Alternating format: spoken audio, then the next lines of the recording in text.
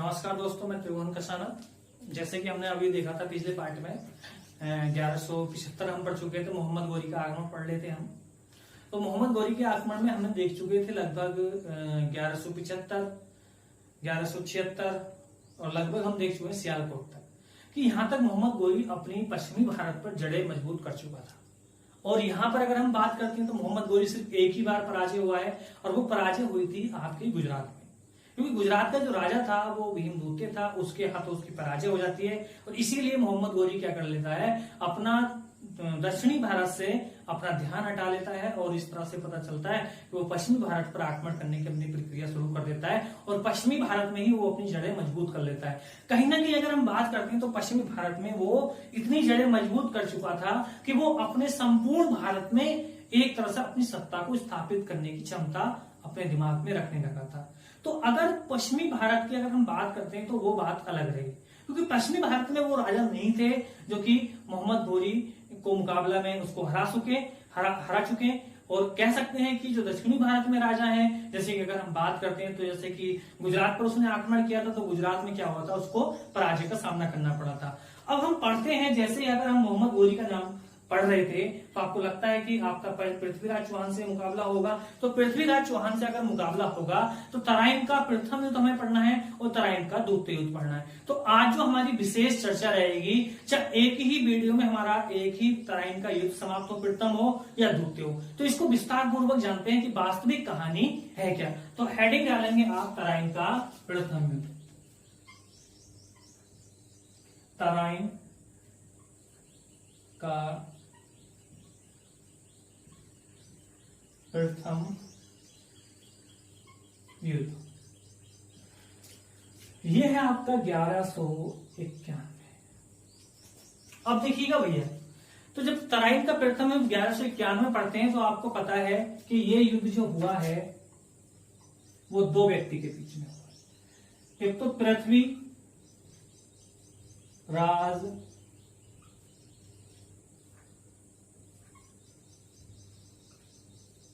चौहान, अगर दिख रहा हो तो ये मैं आपको बोल रहा हूं खड़े, और ये हुआ है आपके मोहम्मद गोरी के मध्य। इसमें अगर हम बात करते हैं तो इस युद्ध में सभी को पता है कि मोहम्मद गोरी की इसमें क्या हुई थी, पराजय हुई थी, और आपके पृथ्वीराज चौहान की क्या हुई थी, विजय हुई थी। आखिर अगर हम बात करते हैं तो पृथ्वीराज चौहान का जैसे जिक्र करते हैं तो कहीं ना कहीं हमें यह देखने को मिलता है कि पृथ्वीराज चौहान की कहीं ना कहीं जो प्रथम युद्ध में विजय हुई थी और दूसरे युद्ध में कहीं हार हुई थी। तो मैं आपको बताना चाहता हूं कि ऐसे युद्ध में क्या था। तो देखिएगा, अगर हम इसमें देखते हैं तो इस युद्ध में मोहम्मद गोरी अपनी उन्हीं शक्तिशाली सेना के साथ भारत पर आक्रमण करता है। तो जब आक्रमण करता है तो बताते हैं कि यहाँ पर पृथ्वीराज चौहान से मुकाबला होता है। तो जब पृथ्वीराज चौहान से मुकाबला होता है तो यहां पर मोहम्मद गोरी को दूसरी बार पराजय का सामना करना पड़ता है। अरे भैया, दूसरी बार अगर हम बात करते हैं, प्रथम बार किसने हराया, तो प्रथम बार अगर हम बात करते हैं तो वही भीमदूते ने हराया, और दूसरी बार अगर हम बात करते हैं तो इसी युद्ध में क्या हो जाती है, मोहम्मद गोरी की क्या हो जाती है भैया, इसमें हो जाती है आपकी हार। तो मोहम्मद गोरी को दो बार क्या हो चुका है, दो बार हार का सामना पड़ चुका है। कब हुआ है, आपके तो आपके तराइन के प्रथम युद्ध में, और आपके गुजरात की एक युद्ध हुआ था जो कि पाटन नामक स्थान पर लड़ा गया था। पाटन का युद्ध बोल सकते हैं, क्योंकि किस किस के मध्य हुआ था, भीमदूते के मध्य हुआ था। उन दोनों युद्ध के बाद बताते हैं कि मोहम्मद गोरी ने आपके दक्षिणी भारत पर आक्रमण करना चाहा, लेकिन बताते हैं कि यहाँ पर क्या होता है कि मोहम्मद गोरी की पराजय होती है। मोहम्मद गोरी को बताते हैं कि पृथ्वीराज चौहान ने ये सोचकर छोड़ दिया ताकि वो अब भारत पर आंख नहीं उठाएगा और वो भारत की ओर कभी कदम नहीं रखेगा। लेकिन बताते हैं कि जिस समय पृथ्वीराज चौहान की विजय होती है तो कहीं ना कहीं एक राजा था जिसका नाम था जयचंद। जयचंद को कहीं ना कहीं पृथ्वीराज चौहान से घृणा थी, क्योंकि पृथ्वीराज चौहान का उसने कभी भी समर्थन नहीं किया था। इसीलिए बताते हैं कि जब मोहम्मद गोरी अपने देश भारत से बाहर जाना चाह रहा था तो उसी समय आपके जयचंद ने उसका समर्थन किया कि आप भारत ना जाएं वापस, हम आपकी क्या करेंगे, आंतरिक रूप से सहायता करेंगे, सैनिक देंगे, और घोड़ों को बताते हैं कि चारा वारा देने की बात भी आपके जयचंद ने की थी। आखिर जयचंद कौन है? जयचंद कौन है भैया? तो जयचंद कोई और नहीं है, जयचंद वही है क्योंकि जो पृथ्वीराज चौहान से घृणा करता है, वही कन्नौज का राजा, वही एक चंदावर का एक राजा है जो कि आपके पृथ्वीराज चौहान का एक सबसे बड़ा शत्रु भी बता सकते हैं, और कह सकते हैं कि एक तरह से मोहम्मद गोरी के हाथों वो भी पराजय का सामना करना होगा। तो मैं आपको बताना चाहता हूं कि तराइन के प्रथम युद्ध में क्या हो जाती है, मोहम्मद गोरी की पराजय हो जाती है, और बताते हैं कि अगले ही वर्ष एक युद्ध हो जाता है, उसका नाम था तराइन का द्वितीय युद्ध। ये होता है अगले ही वर्ष, बताते हैं 1192। किस किसके मध्य होता है? पृथ्वीराज चौहान तृतीय और आपके किसके मध्य होता है? आपके मोहम्मद गोरी के मध्य।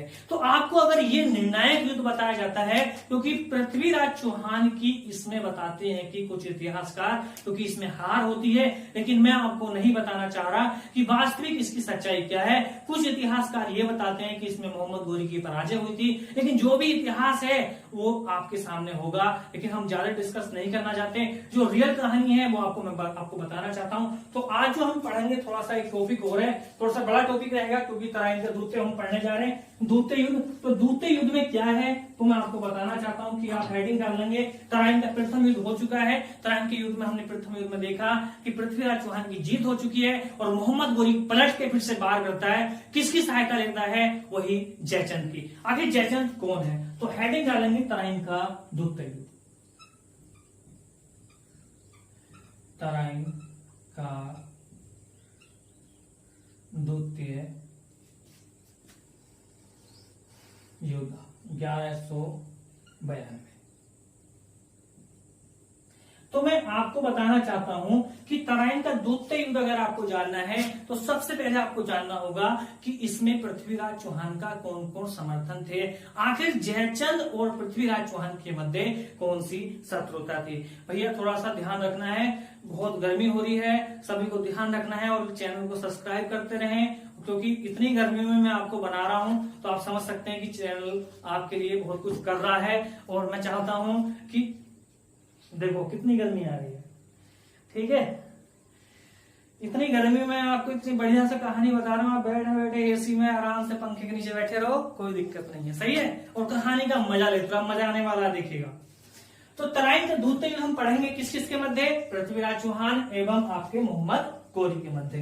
तो देखिएगा, एक राजा था, इसकी कहानी आपको मैं बताना चाहता हूं कि जो जयचंद था, कौन था? क्योंकि जयचंद जो था ये किसका शत्रु बताया जाता है? शत्रु, ये शत्रु है पृथ्वीराज चौहान। इस जयचंद की अगर हम बात करते हैं तो इसने इस युद्ध में भाग नहीं लिया था, ठीक है। तो आखिर क्या थी जयचंद और आपके पृथ्वीराज चौहान के मध्य लड़ाई, तो मैं आपको बताना चाहता हूं। अगर हम जयचंद की बात करते हैं, देखिएगा, तो जयचंद की अगर हम बात करते हैं तो ये कहां का राजा था? अगर हम इस राजा की बात करें तो ये राजा कहां का था? कन्नौज का, ठीक है। अगर हम बात करते हैं तो कन्नौज कोई नहीं, उत्तर प्रदेश में पड़ता है, और इसके ही पड़ोस में एक राजा था जिसका नाम था पृथ्वीराज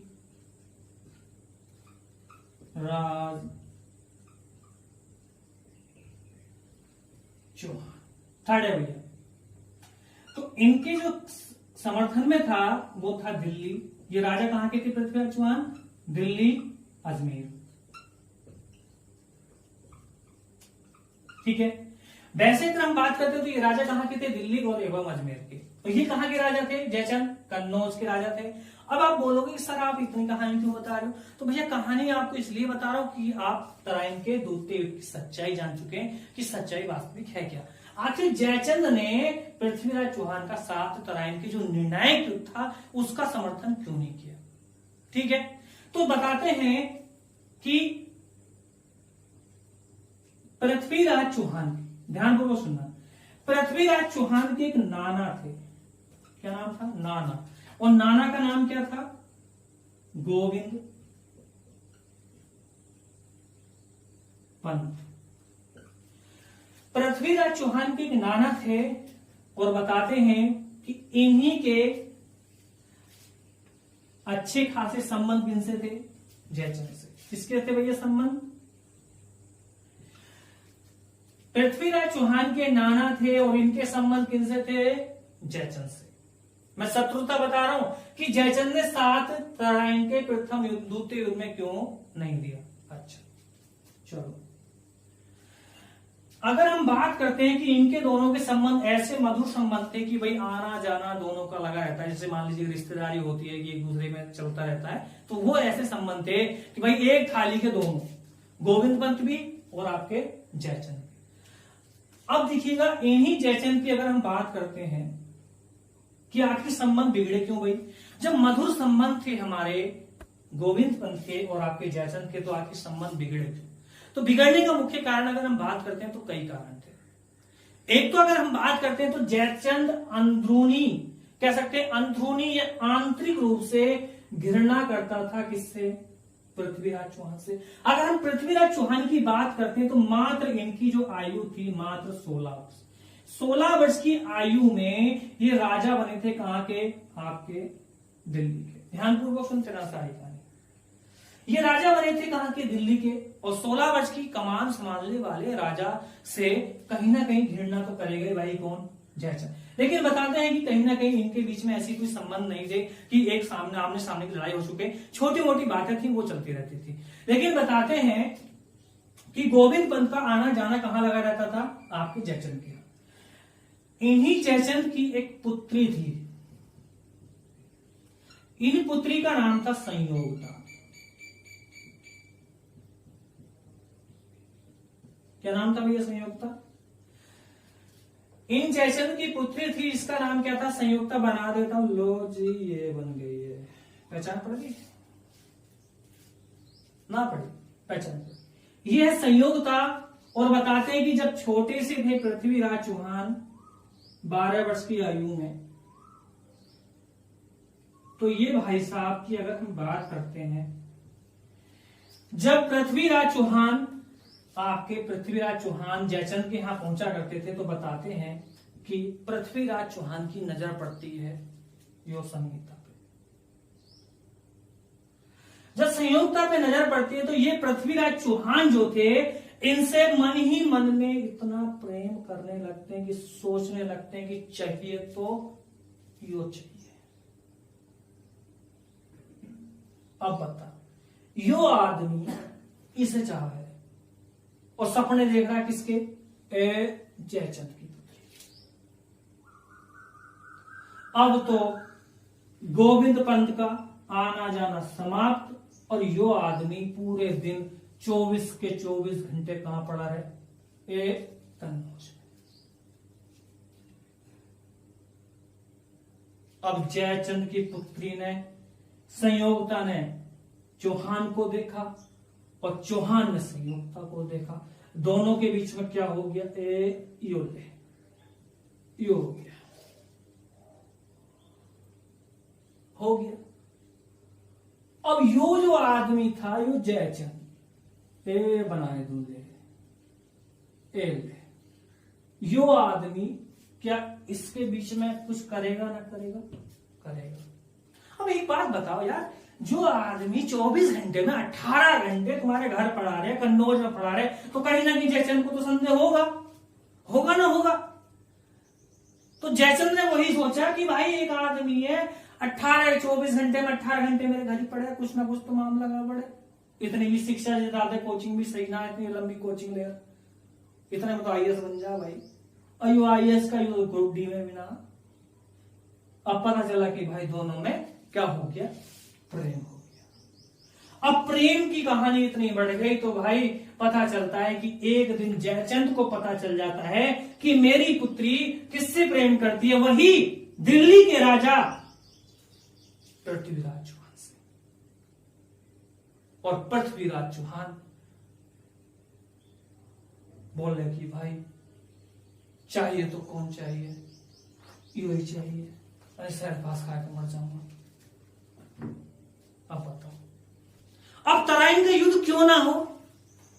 आप मुझे ये बात बता दो कि तराइन का युद्ध क्यों ना हो, क्यों पृथ्वीराज चौहान का समर्थन ना करे वो?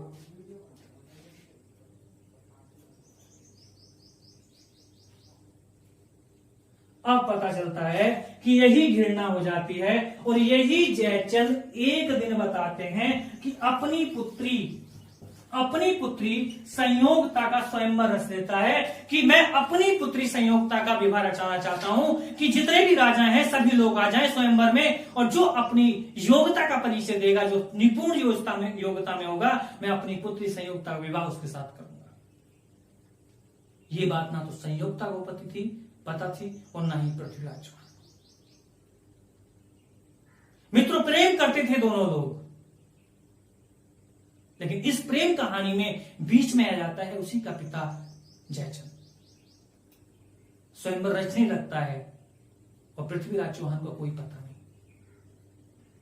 लेकिन बताते हैं कि कुछ समय पश्चात इसी पृथ्वीराज चौहान का, देखिएगा मैं कहां पहुंच रहा हूं, इसी पृथ्वीराज चौहान का एक मित्र था, उस मित्र का नाम था गोविंद राज। गोविंद पंत उनके क्या हैं? गोविंद पंत उनके क्या हैं? एक नाना है और गोविंद राज जो है उनके मित्र हैं। बताते हैं कि गोविंद राज ने एक तरह से पृथ्वीराज चौहान को सूचना दी कि पृथ्वीराज चौहान, तुम्हारी प्रेमिका संयोगता का स्वयंवर हो रहा है।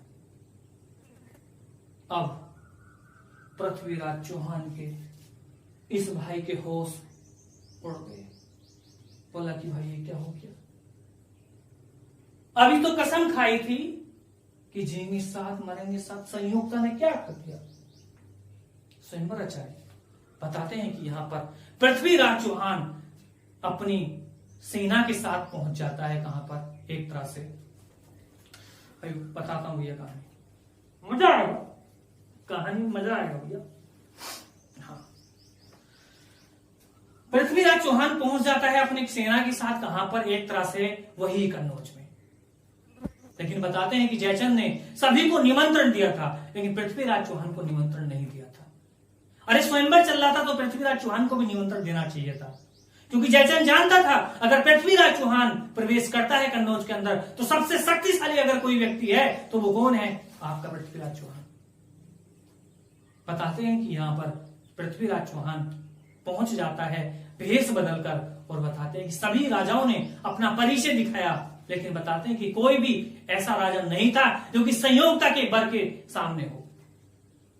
लेकिन बताते हैं कि एक भिखारी का भेष बदलकर पृथ्वीराज चौहान पहुंचता है मित्रों, और जैसे ही अंतिम रूप में पृथ्वीराज चौहान पहुंचते हैं भिखारी के भेष में, तो जयचंद पूछता है कि आपका परिचय कौन है, आपका परिचय क्या है, आप कौन हो, किस कुल से हैं?